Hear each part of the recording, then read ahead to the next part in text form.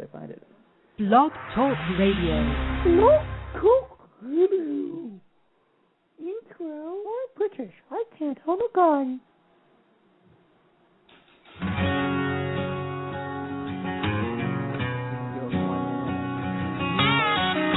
Moving up our schedule. Sometimes I wanna light up underneath the no smoking sign. Sometimes I wish they'd tell me how justice got so blind. I wish they'd just leave me alone, 'cause I'm doing alright.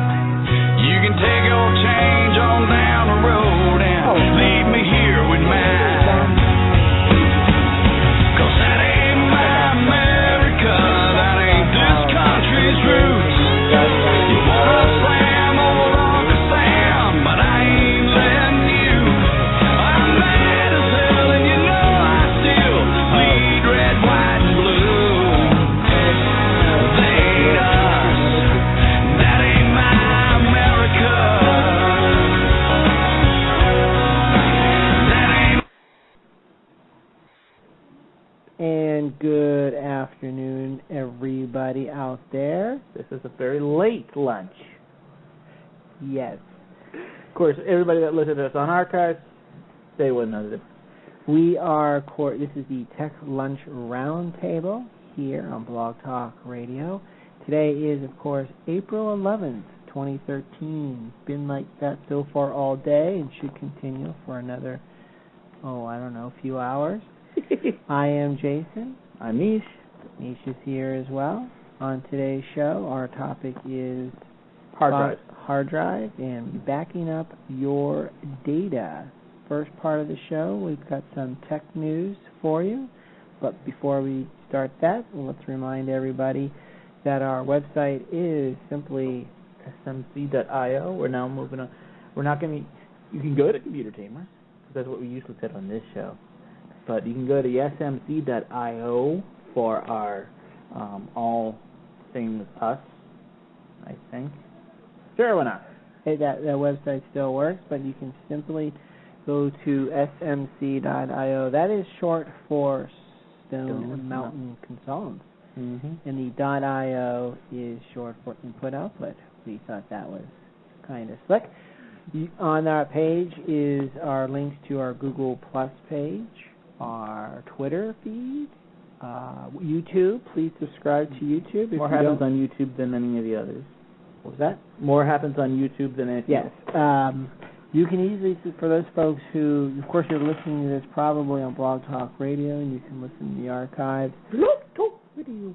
You can also subscribe to the YouTube channel, and you'll get emailed when a subscriber like us uploads a video. Yep. So there's that. You can also email us at help@smc.io. On the bottom half of this show, I'll give the phone number out now, but bottom half will take phone calls. Phone number is 818-739-8894. So that's 818-739-8894. So to begin with our tech news for today, I guess the biggest news right now is the fact that, there's a few of them, but Bitcoin. Yes. Many people, actually we talked about it a long time ago. We did. Bitcoin is a virtual currency that was actually developed by an anonymous hacker only maybe 5 years ago, give or take a year or two. It's virtual in that you can buy bitcoins, you sell bitcoins, you can even what they call mining your own bitcoins. If you had a Bitcoin server, anybody can do it. There are companies out there that accept Bitcoin as payment instead of United States dollar or Federal Reserve notes? Federal Reserve notes, or wherever you are. It had reached a high of, it just kept going higher and higher and higher as more and more folks were using it. But some folks have started speculating that there's going to be a Bitcoin bubble, only because it was just gaining so much. Because if you think about it, By the way, let me just interrupt that any of the articles or news stories that we talk about and reference will be available on our webpage, of course, smc.io, that you can click on the shows section and then click on the respective show, and you'll see the articles that we are also referring to. Mm-hmm. But anyhow, so banks hate Bitcoin. Yes. Why? Because they're not involved with anything. Yep, and the banks are big babies. Well, they're criminals, but They are. So some folks who were going to say were saying that there's going to be a Bitcoin bubble. Mm-hmm. Maybe today, maybe yesterday, maybe a week, month, or a few months down the road. And what's the perfect way of creating a Bitcoin bubble is to make them worth. Right. Keep buying it, keep going in, and you cause it to crash, and therefore, like anything else, you cause the problem, and then you already have the fix for it. Yes. Well, there's an article out there that one guy, Mike Adams, actually has an excellent site called naturalnews.com, but he was actually on the Alex Jones show a few days ago. I think it was 2 or 3 days ago. At this point, maybe Monday. Mm-hmm. Might be right, Monday. He actually had said that he believes there will be a Bitcoin bubble, burst of the bubble. Again, he didn't say when. He said there will be one. It just has to be. It's just because the other advantage to Bitcoin is it's anonymous. Yes. And that's another thing the government doesn't like. Is it could be used for anything. It's actually, think of it like virtual cash, literally like the cash in hand. Because if I go down the street, I meet a guy, he has, a diamond ring. I say, here's $500,000. Give me that ring. Or will you sell me the ring? And he says, yes. There was no trace that trade wouldn't happened, and that ownership has now went to me. Not that I have $500,000. That'd be nice. I could have more furniture then. Yeah. Anyway, so in a sense, all Bitcoin is the serial number itself off of the dollar, and that's basically what it is. It's a longer serial number. It's like, how many bits? I don't know. I started playing around with it, mining it, as they say, even creating our own. It uses graphics processing, which is probably uses some sort of vectorization, I'm going to guess. Right. One thing, it uses your video card processor instead of or GPU instead of your CPU. Yes, which I thought was interesting. But yeah, it's basically a virtual cache, so that's totally anonymous. So I just transfer these numbers to you, and there you go. Here you go. Have a good day. That is very, very interesting.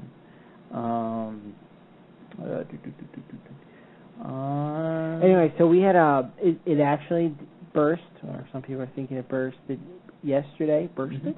Bursted? It actually had plunged 60% the price of Bitcoin. It actually had a high of $266 earlier yesterday, dropped to a low as 105, but bounced back up before ending at 145, and that's about a 45% drop of the high. If it goes down to, let's see, it's at 266. If it goes down to, $1 a coin, Bitcoin, it's then worth the same as our current dollar.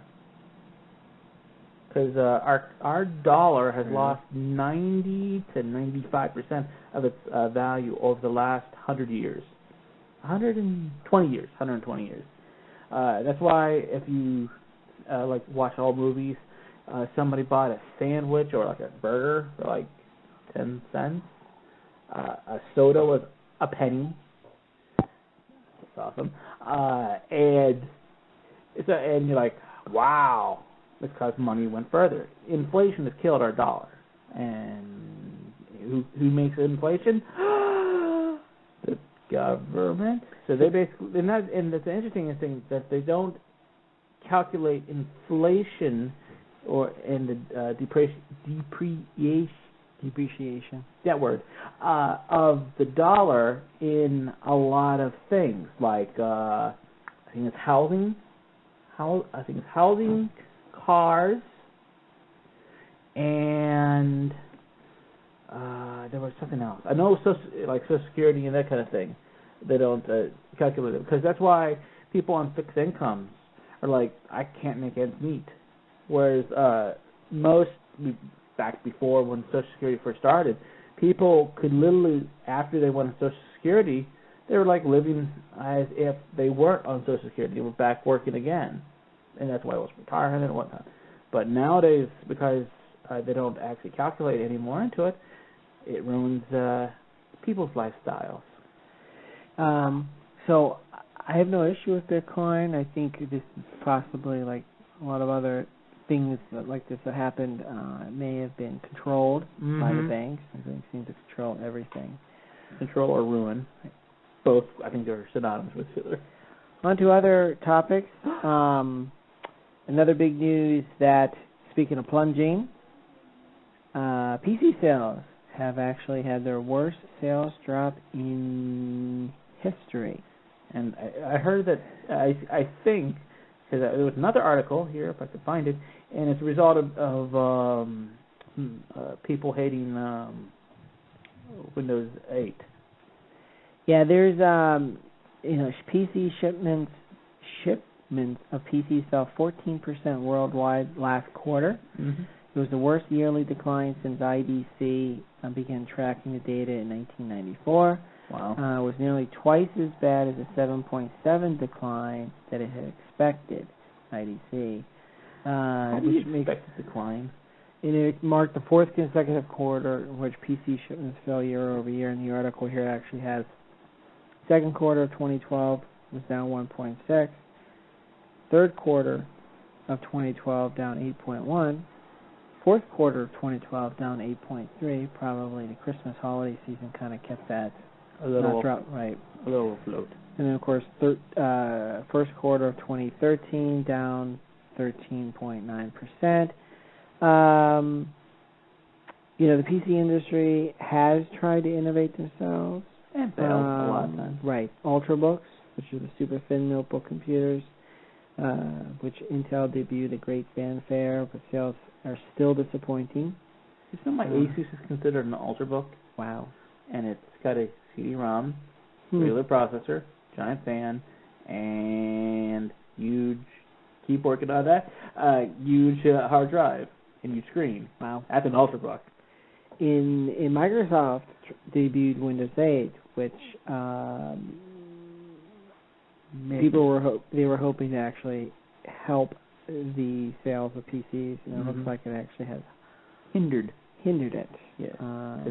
Apparently people don't like Windows 8, right? Because it's I don't think I like it. Stupid. Yes, Microsoft is listening. Stupid start menu. It's a PC, not a touchscreen. It should ask you, are you using a mouse? Okay. Are you using a touchscreen? Okay. If not, doesn't use that stupid, 2 minutes for me to say stupid start screen. Get classic shell, do a Google search, and you'll be all set, by the way. Now here's an article that, and I didn't realize, Intel was actually developing basically a set-top box for media. Oh, that's cool. Google came out with the Google TV, it was supposedly going to be the next big thing. It was a flop. It really wasn't that great. But the few folks who have actually seen it are calling it, it's a TV service you've always wanted. Free? They say it has a gorgeous interface. It's a simple remote. A better video recording system, and better social features. The actual cable box is also, they say, good looking. So good looking that they say you won't want to hide it in a cabinet. Intel is, of course, they make the microprocessor chip in your computers, and no one's really expected them to come out with something like this. Anything useful. It's not expected to be out for a while. Obviously they're still working on the details about it. And they're Intel, they take forever for everything. Right, but when they do come out with stuff, it is usually very good. Yeah. The processors, And I know that the i-Series was actually in development longer than most any other processor before it. So it actually, if they would have said, okay, we're good here, it would have come out back in probably 2010. Right, they do a lot of testing. So, all right, here's a break. We'll be right back with more tech news.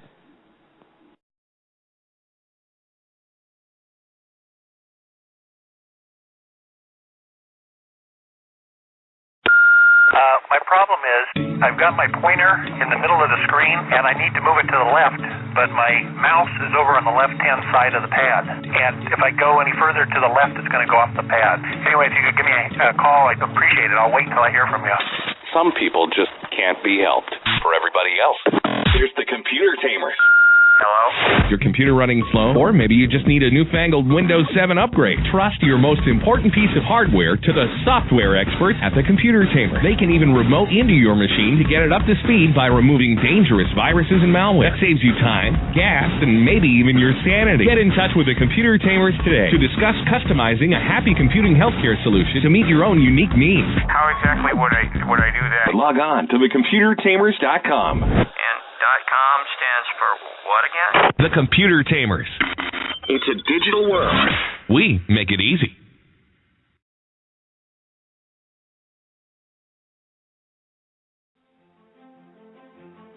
Did you know that each year 1 in 10 laptops are lost or stolen? 1 in 4 computers suffer data loss. And 7 in 10 firms with major data loss go under. Never risk your critical data files on undependable manual backups or inferior data storage solutions. Face it, data loss is a fact of life. It's not if you're going to lose your data, it's when. Protect your business with the most secure and reliable backup solution available. The single most valuable business insurance you can buy is just a click or a phone call away.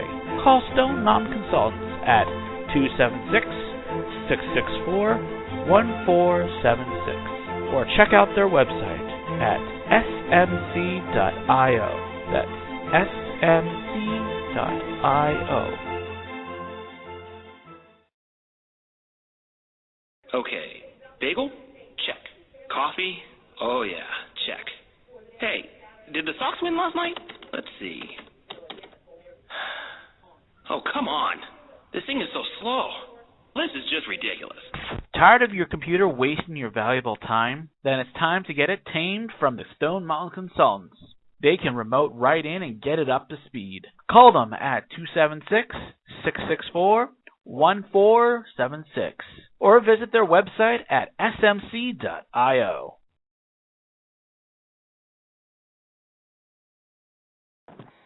And welcome back to the Tech Lunch Roundtable. Today is April 11th. 4/11. It's an information day. That's what we're here for. My name is Jason. Hi, Mish is here as well. So our topic for today's show is hard drive and backing up your data.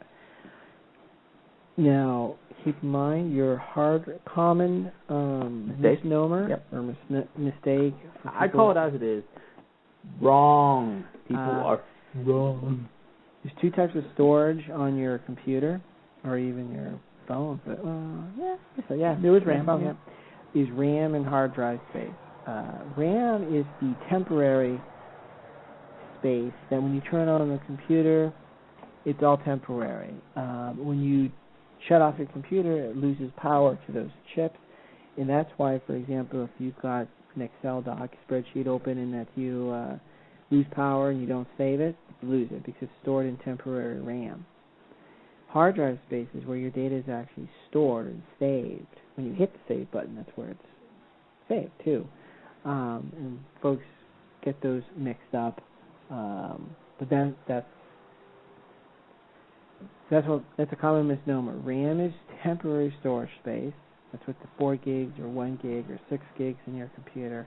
Your hard drive is where you actually store your data, the pictures, the documents, the videos, and stuff like that. Your porn. That too. And that hard drive space, and we'll explain in a few moments later on, hard drive space is quickly dropping in price, and that's why you see computers with 500 gig, 750 gig, a terabyte hard drive, because the cost of hard drives is just continuously dropping. So I'll cover, there's 2 types of hard drives. There's mechanical, or what I call mechanical, or HDD hard drives. Hard disk. And then there's the solid-state drives, also known as SSDs. You can do HDDs. I'll do the HDDs, and Mish will go over after the break. SSDs. So your hard drive. And I'm not talking about STDs with a DD. That's a different show. We can start that. So mechanical HDD or a mechanical hard drive is just that. How the hard drive is actually manufactured, there's platters in there. Typically 2, maybe 4 platters, but typically 2 platters, just like a phonograph player. These platters whirl around, and they what's the word I'm looking for? Spin. That's the big word I'm looking for. Spin. Big word. And the hard drives typically will spin at either 5,400 RPM, which is 5,400 revolutions per minute, or 7,200 RPM. Some hard drives will spin as much as 10,000 RPM. Obviously, the faster the platters spin, the quicker your data can be read from. Laptops typically have like a 5,400 RPM hard drive. Some of the better ones are coming out with a 7,200 RPM. So that's actually something that you may want to take as a note in one of the things specifications you're going to look for in a computer. Faster hard drive is if you had the same computer with the same software, do the same thing with it. 2 of them sitting side by side. One has a 5,400 RPM and the other one has a 7,200 RPM. The 7,200 one is actually going to be a lot faster. Anyhow, so you have those platters that spin around. You do have a read-write head, which again are using the phonograph analogy.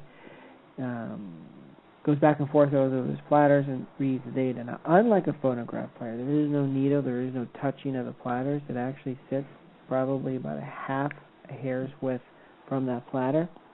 Micron. So you have micrometers. Right. And then just flips over it reads those sectors on the platter. And that read-write head flashes, goes back and forth. And of course, you have the motherboard or the circuit board on the hard drive. So mechanical hard drive is just that. It's mechanical. Those platters are spinning fast, and the read-write head is going back and forth, and all that generates heat. Now, anything that generates heat, of course, wears away the parts and the components. So over time, while you get tired, if you run a lot, is because your muscles are getting hotter, and it produces lactic acid and makes you tired. If you didn't generate heat, you could run for miles and miles and miles. Right. So if you so hard drive manufacturers are always trying to create ways to generate less heat or distribute that heat out. Mm-hmm. And that's why sometimes you'll notice even your desktop computer, but especially a laptop, you'll hear the fan go up and down slower or faster because it's trying to dissipate that heat. So that heat will wear away those components. So it's not if your hard drive is going to fail, it's when your hard drive is going to fail. I've seen hard drives last 3 days from the time you take it out of the box to 10 years. It all depends. I think Google, of course, of all the companies that uses hard drives, Google is probably the one that uses the most. Yes, true. They did a study that if your hard drive lasts the first 3 months of buying the computer, buying the hard drive, your hard drive is typically going to last until basically until you need it. Barring any unforeseen, like you drop it on your thingy, what is it, concrete slab. Right, and then after 3 months after that, the chances of it failing is lower and goes from there. But that does bring up a good point. Any bangs and drops and stuff, and that's why laptops have a tendency of hard drive failures more than desktops, because those laptops are being banged around a little more. And that's why you have this rubber feet at the bottom of the laptop. It's not necessarily to look pretty or whatever. It's actually to absorb some of the impact. So the hard drive parts inside of it doesn't don't get jostled as much. Now some laptop manufacturers do include basically it's a hard drive protection scheme. Different manufacturers call it different things. For example, Lenovo calls it the airbag system. Acer calls theirs DAST, which I think stands for disk acceleration or disk active system protection or something like that. But basically what it is it'll sense when the hard drive is being dropped, for example, and then park the read-write head. If the read-write head is not parked and it gets jostled, it can slam down on the platters, and just like taking a phonograph needle and scraping it across the record, it could ruin the platters. And it sounds awesome, too. That's another specification you may want to look when you're looking up a laptop. They don't really come with desktops, they just sit there, is some sort of hard drive protection scheme. And more of them are coming with that. Of course, a hard drive, mechanical hard drive, the circuit board can get fried, whether it's a solar flare from the sun, a lightning strike, a power surge. Which it should be. There's actually a big solar flare. Yeah, we had a pretty big one this morning. It was an M6.5, so they expect the solar storm to hit us Saturday. Yeah. That's actually the biggest one of this year, as a side note. But not enough to cause any damage, but it's the biggest one so far. Mechanical failures in hard drives are more difficult to recover data from, because you typically would have to rebuild that hard drive from scratch, take parts from other ones and open it up. Now, the average person shouldn't open up a hard drive. They can, but that's an airtight system. So once you get air in there, even dust can cause platter read errors. Dust can cause errors on the platters. So you don't want to open it up yourself, and that's why you see these people in bunny suits, because they're in an airtight, clean room editing, rebuilding this hard drive. Easter, and they were jumping. They only do it on Easter, so your hard drive can only be fixed on Easter Day, when all the bunnies come out and fix them. That lay eggs and have something to do with Jesus? Yeah. Yeah. Okay. Never understood that. Anyway, so those are the two things you're going to look for. The other thing on mechanical hard drives is, they're cheap. They're cheap. You can get, which is actually cool, because you now get external storage dirt cheap, like under $100. Right. When we come back from the break, Mish will go over SSDs, and then we'll go over the differences between them too, the pros and cons.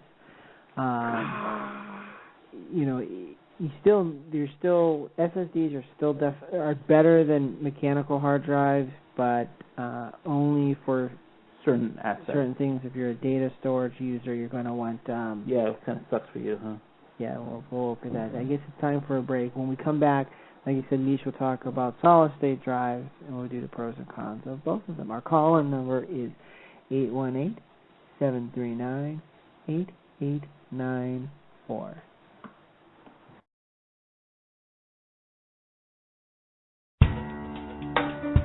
Do you have a small business? Do you have a hobby that you want to share with others? You need your own website. It's not as complicated as you think. A website is much, much more than having a simple Facebook page. You don't own or control what you post on Facebook. Did you know that? With your own website, you control and maintain your own content. It's all yours.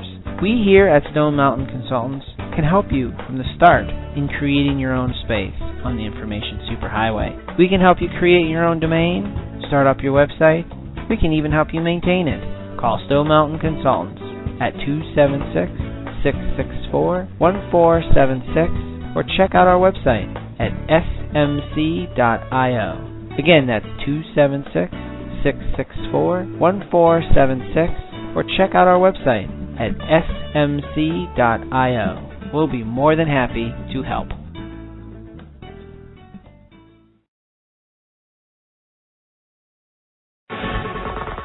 Do you enjoy our radio shows? Help us stay on the air. Right now, both Mish and Jaison pay for this show out of their own pockets.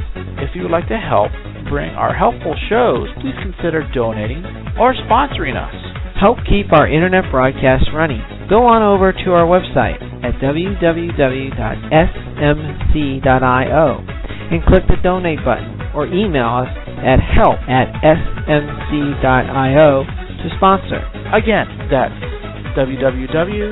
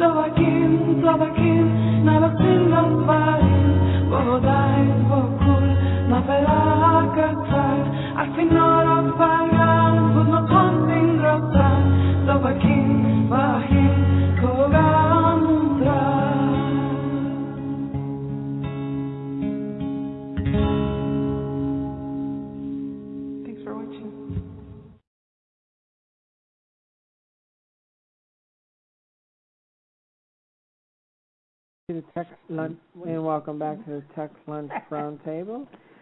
I am Jaison, and Mish is here as well. I'm scratching my ear. Today is April 11th, 2013. On today's show, we've been talking about hard drives and backups. We haven't talked about backups yet. We're going to hard drives first. We're going in, some sort of, order. Right. Before the break, I had gone over there's two types of hard drives, mechanical hard drives and solid-state drives. Before the break, I had gone over what mechanical hard drives You did? Are. I didn't know that, even though I was here. Now, it's Misha's turn to talk about SDDs. Well, had a lot of unprotected. an SSD, or SDD, solid state. So an SD. Too many SSDs in my brain. Is not mechanical. It uses flash-based solid states. Basically, what people generally use as a thumb drive. Your RAM is a solid state. Basically, no moving parts. Mechanically moving parts. There actually is moving parts, but most people don't even realize that in a chip there's actually moving parts. But we will come back to that. An SSD is basically holds a lot more data via the not really more data. It holds more space versus heat versus the hard drive, regular mechanical hard drive. The SSD basically is just a bunch of chips put onto a hard drive, and they use a no read-write head, no spinning, no motor, and it just starts acting, which makes it really, really fast.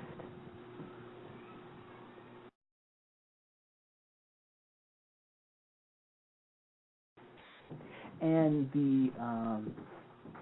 so that means that boot up time and read and write access are super fast. Whereas, like, you may load a file or Windows in like 30 seconds to a minute on with your HDD hard disk drive. On a SSD, you load in 10 seconds. Jason actually did that. Right, I had upgraded my computer from a mechanical hard drive to an SSD hard drive, and my boot up time went from like 2 minutes down to like 11 seconds. Yeah. The things just come up instantaneously. Yeah. But the detriment is he has no space for anything else. Because what it is really you get it's a faster speed or faster read and write, faster everything, except your storage is not as much. Whereas like Jason's computer only has like a 250 gig hard drive, and I can't remember. I think it wasn't. Of course, they're coming down in price. They're now about $1 a gig. When you bought yours, I think it was like almost $1.50 or something like that a gig. Because I think thought yours was like at $300. Yeah, that's a lot of money for that. But you're paying for is that speed. Whereas my 750 gig hard drive was like I think $100. So it's like not even like whatever. Meh. It's not even nothing. So in essence, the SSD, because how it reads and writes, is a better thing for like your for your operating system, or you run things from. So basically, it turns on instantaneously. That's the reason why your cell phone turns on, your iPad and whatnot. They all use SSDs inside, although they are kind of slow sometimes when starting up. That's just because iOS sucks. They can't do Exchange very well either. When you add an appointment to your calendar, you normally like Outlook deletes that thing because you don't need it anymore. iOS doesn't feel like doing that. Yeah, it's a little bug in the system. Yeah, bug in its butt or bonnet. So the one thing, the additional thing is heat. Heat is not really generated by the SSD. A little bit, nothing much. It's actually negligible compared to regular hard drives. So that means that power consumption is much less, which means also your battery lasts a lot longer. So that's why the Ultrabook came out, and it can last 10 hours or so on battery because it's not using as much power to roll up that hard drive. What was I going to say? But going back to the, I was talking about no technically moving parts. All chips have moving parts inside them. The little switches that go on and off, on, off, on, off, on, off. And this is why RAM sometimes goes bad. Also, SSDs can go bad like this too. As those on-off switches, sometimes they get stuck and either on or off, which gives an error because you're all of a sudden you're now your picture of you're skydiving off of Mount Everest is now in the middle of it. Internet slow? No. Okay. Is now broken, or it's messed up, it's all corrupted because in the middle of the data is just an on-off switch that switched to the wrong thing and it's stuck. And so it's so that part is going to be broken all the time. SSDs will have better chips than RAM and USB thumb drives, but they still go bad. Like, you won't see real, but it's a concern. But that's pretty much it. So what you can do is you can get hybrid laptops. Mine is supposed to be. My Asus Ultrabook, which is the size of all outdoors, it says it has a 40 gig instant on SSD. Have no idea how you install onto it, but whatever. Well, typically what a hybrid laptop is, it consists of a hybrid hard drive, which might have 24 gigs, typically it's like 24 gigs of SSD storage space, and then it could be 500, it could be 750, or even a terabyte storage space. So that's a nice compromise where Windows would be typically installed on that small SSD area, and then all your data would be on the mechanical hard drive. So you would still get your speed. Computer would boot up in 9-8 seconds, but you wouldn't be running out of hard drive space, which is typically what my problem is. Yes. Sorry about that. Yeah. So that's another, I guess, that you can look for is one with a hybrid hard drive. They're actually, just like the hybrid, it's also cheaper than a regular a full scale, I guess you say, SSD, and just a little bit more money than a traditional hard drive. So it's a good in-betweener. Because if your computer actually, like my desktop, which someday I'll see again, currently in transit, stop over in South Carolina somewhere,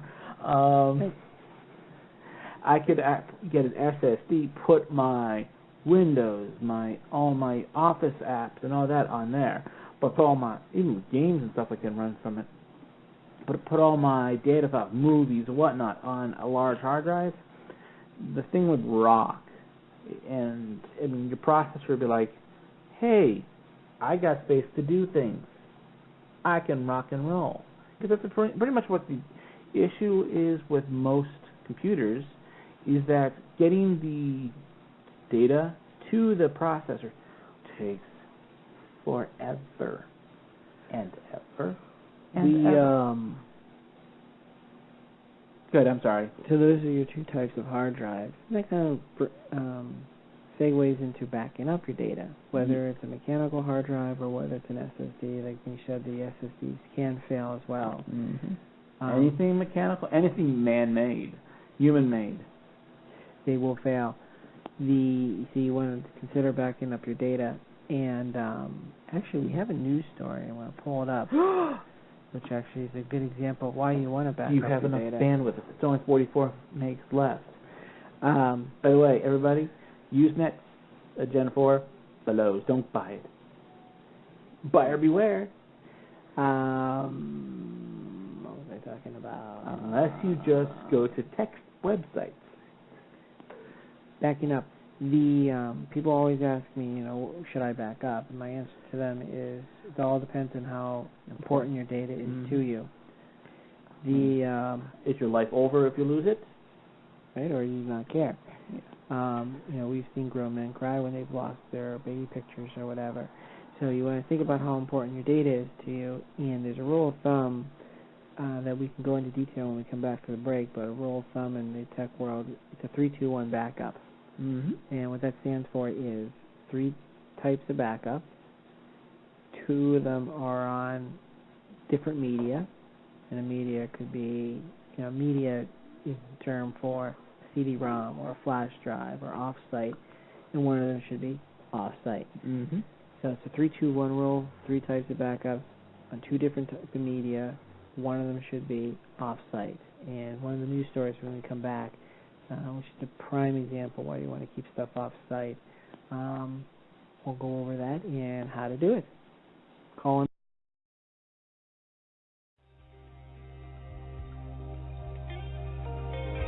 Email is critical for business. In fact, it's revolutionized the way we conduct business. But when it's not working or optimized, it causes major problems.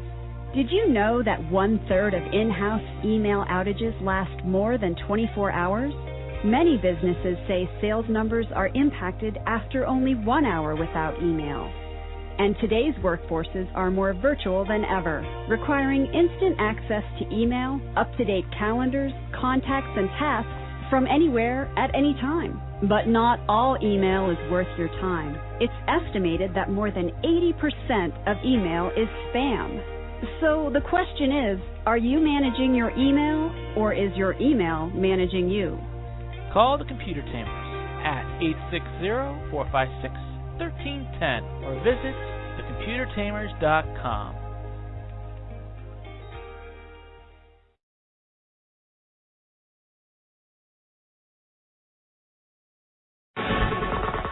Do you enjoy our radio shows? Help us stay on the air. Right now, both Mish and Jaison pay for this show out of their own pockets.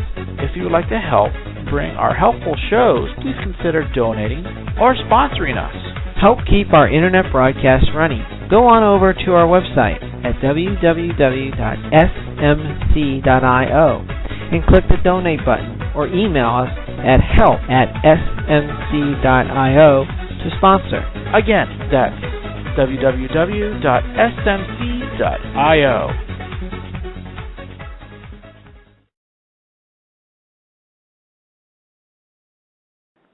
Welcome back to Club Roundtable here. Jason and Mish are here as well. We were talking about hard drives, and now we were talking about backing up. And before the break, I had actually made the backup roll. I teased the backup roll of 3-2-1. 3 types of backup. 2 of them are on different media, and 1 of them should be off-site. And media is what we constitute as a CD-ROM, a DVD, an external hard drive, off-site, thumb drive, different computer, a hard server, copy, real hard copies. So, why not? One of the important ones would be off-site. I don't know about this news article that you have said that. Yeah, you do. Off-site is, what good is a backup if it's sitting next to the server or sitting next to your computer, and you have your roof leaks, you have a tornado go through your house, a fire, your data on your hard drive and your computer's gone, but also your backup. That is what I would call a very bad week. All those things happening once. The off-site can just be you taking an external hard drive and putting it in your glove compartment, or if you've got an office, taking it home. Giving to Aunt Lucy. Right. Somewhere that's not in the same general location as your computer or server. It can also be done over the internet. There's plenty of services. We have one. If you go to our website, click on Remote Data Backup, where you just it's a subscription service that you pay usually by month, and you install a little program on the computer, and it backs it up real time without you needing to do anything. It's a little more money, but again, it's hassle free. It's basically peace of mind. Right. You don't need to do anything once it's set up. I can play that ad right now. You could. The other forms of backups would require you typically to swap out hard drives, making sure the CD-ROM, blank CDs in there, stuff like that. So you want one that is off-site, and there's 2 examples. There was one story a number of years ago where a small business had been broken into, and all the computers were smashed up, including the backup tapes that the server was being used for. There was nothing in off-site. They were backing up, but wasn't this the one lady that thought she was going to get fired? Yes. It ended up being the receptionist. She had seen an ad in the paper for another receptionist, and she thought it was to replace her, and they were just looking to actually hire a second one. But I think she would have got fired after. Yeah. Another one is the service is Voodoo, which I believe is like a YouTube-ish or Vimeo site. They actually had hard drives that were they were broken into, and many things were stolen, including hard drives that contained customer information, names, email addresses, phone numbers, and even account activity, dates of birth, and even the last 4 digits on credit card numbers. So your data can physically be stolen too. It's not a hard drive failing. Your data could be stolen as well. That's called low-tech hacking. Granted, these were just probably hard drives lying on people's desks. Seriously, I mean that happens. Kind of does too. But you want something off-site. Yeah. The other thing you want to do is test that backup. Yes. Sorry. Test that backup, because you don't want something to happen. A storm comes through, or you're out of power for a few days. You don't want it takes you over. I'm sorry. You don't want that to hinder you, because you don't want to find out that's when your backup wasn't actually happening. Mish and I tell stories how we've gone into customers' places of business for the first time, and we found out that they were dutifully doing their backups, swapping out tapes or whatever, but there was nothing actually being backed up. Yep. Or they backed up, but they had no idea what to do. It's like, this is magic box. It holds all my data. How do I get it off? Yeah, and you don't know how to get it off. You had one that they were backing up the wrong stuff. Yes, they were. Shortcuts. They were. You know how you may have on desktop, you might have a shortcut to this file and whatnot, this folder. They were backing up the shortcut. So they thought they were backing up their data, but when the poop hit the fan and they needed that data, they would not have had it. They would have had shortcuts to the data. So what you need to do is come up with a DARP. A disaster recovery plan, a DRP. You may not even be physically able to get to your business, out in New England area, with all the storms that have hit recently, Sandy, the big snowstorm. The sheer fact that the state doesn't know how to have road control because it's a little flurry. State's closed. I'm sorry, we're done. People weren't able to get. They were out of power for a week or so, and they weren't even physically able to get to their office. Yeah. So you want to have, in addition to having something off-site, you may, going a step further, you may want to talk about getting an alternative location as a backup. You don't want that location to be across the street from your current office, because again, if you can't get to your office, you ain't going to get across the street. So Boyd's Deli is not going to be in service.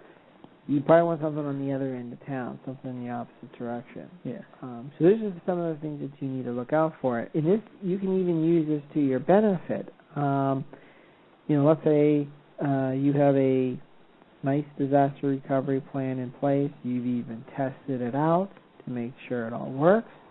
Think about phone service, cell phone service, computers, your data. You have everything planned out, everything's working. And, a storm comes through, let's say knocks out power to that area of town for a week or two. You can't physically get to that area, but you are in your alternate area with you're up and running. Yep. Think of all the other businesses that did scrambling I can't get to work. Right, they didn't do their disaster recovery plan, so they're stuck at home. They're not able to do anything. But you're the business that's up and running. So who is everybody going to go to for your service? You. What if I just do crocheting? They need crocheting done? Store the storm. So this is actually beneficial to keep your business up and running. Mm-hmm. Keep your daily, what is the term? Your cash, whatever, profit up. Yes. Yeah. Exactly. And see, that all leads to money. Everything leads back to money. Pretty much. And banks suck. So the important thing is backing up your data and testing that out. Yes, testing. And your employees testing it with you. And maybe having it so that, say you're on vacation, you're in Bahamas, the disaster hits. And you're not there. You can't tell people what to do. So they need to know also what to do. Right. What if you're the cause of the disaster? You accidentally hit the accelerator instead of the brake and you slammed into the front of your store? I was thinking that maybe you created the chemtrails to cause the storm, but same as idea. The flood. So obviously you can see we're strong proponents of off-site, whether it's an internet-provided service. There's like Mozy, there's Carbonite. That one's just a hard drive one. The issue with some of those are they're very consumer-oriented, so while they will back up your data, response isn't that great. And it takes a while to get it back, and they only keep one copy. Whereas the one we recommend, this is why we recommend it and we sell it, is that it keeps multiple copies of your 16 versions of the file. So that's a good point. So if you, even if there's not a disaster going on, even if you, say you accidentally delete that Excel spreadsheet. Well, Henrietta came in, didn't know what she was doing. She deleted the entire Jacobson project and off the server, and you already did your backup, and you're like, oh, right. We've actually had customers where they've actually deleted an entire folder by accident, but they didn't realize it until a few days afterwards. So what happened was, they would go. We went to, they called us. We checked, and we went to yesterday's backup. Well, it's not there. Well, I deleted it 3 days ago. Yep. So we were able to go back 3 days and find it. So that's another important thing, is the multiple backups, but there's also a quicker response time. You can usually get to your files from a different computer. Mm-hmm. And it does actually everything. And it does everything, yeah. You could actually put an entire server, which we have done, up there. Right. The first backup on these off-sites typically takes forever. It really depends on your internet connection. If you have fiber, maybe a day. Right. So that's something you don't want to, if a hurricane's going to bear down on you in 2 days, that's too late to start thinking about it. Go off the Staples, get lots of hard drives, and start back. Right. You're going to want to start thinking about this now and have that backup prepared, and then you're going to be able. Once the first backup happens, it may take 2 or 3 days. It's only going to back up as the files change, and it takes like 15 minutes. That's definitely saved us a few times. The other type of backup, again, I recommend more than one. The other one is what we call an image backup. Oh, yes. Instead of just files, you're actually taking a carbon copy of everything there, settings and whole 9 yards. It takes a little more space, but you get the whole thing, the whole shebang. So, like your server, like the one we backed up, is everything, the desktop settings, everything is saved, which means that if your server crashed, hard drive crashed, you can just throw a new hard drive, restore, and there you go. Throw in the new one, and all your data, the colors that you changed it to, your personal preferences are there. It's not just like you pre-installed backup and perfect. That's time for our website.